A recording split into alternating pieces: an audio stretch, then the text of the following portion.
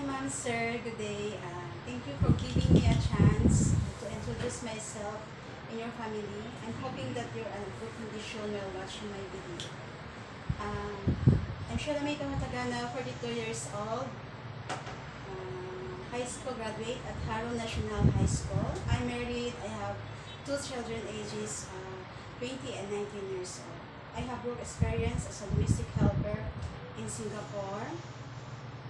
We have two people only, the mother and the son. The mother, 63 years old at the time, and then the son is 45 years old.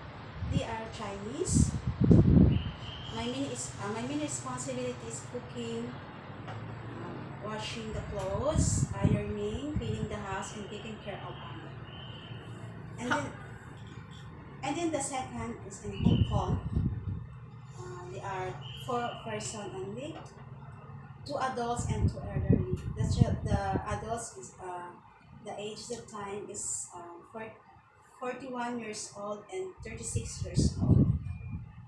My main responsibility is cleaning, cooking, washing, ironing, and taking care of two elderly.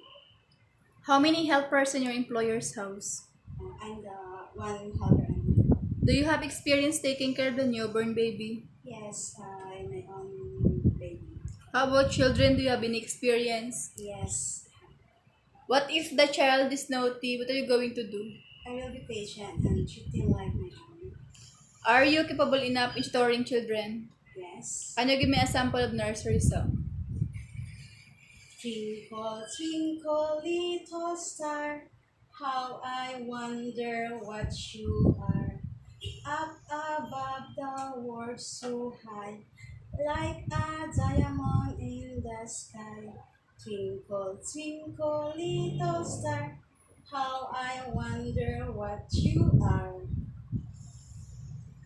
Are you willing to care of an invalid or elderly person? Um, yes, ma'am, but I prepare to care children and elderly. What if you feel homesick? What are you going to do? I will just focus my work, and maybe if have children, I will play with them and I will teach them for their home studies. What if your employer is strict and demanding? What are you going to do? I will ask them the rules and regulation. If you have misunderstanding with your employer, what are you going to do? I will be polite and say sorry and promise not to do it again the same mistake. Do you mind your holiday will not be scheduled on Saturday and Sunday? I don't mind. It depends on my employer's schedule. Why do you want to work in Hong Kong? I want to earn money and to help my children and support the study of my two children. What is your message to your future employer? Hi, ma'am, sir. I know it's for you if you hire me and if you hire a new employer. But I'm hoping that you will hire me. I'm um I'm a hardworking person.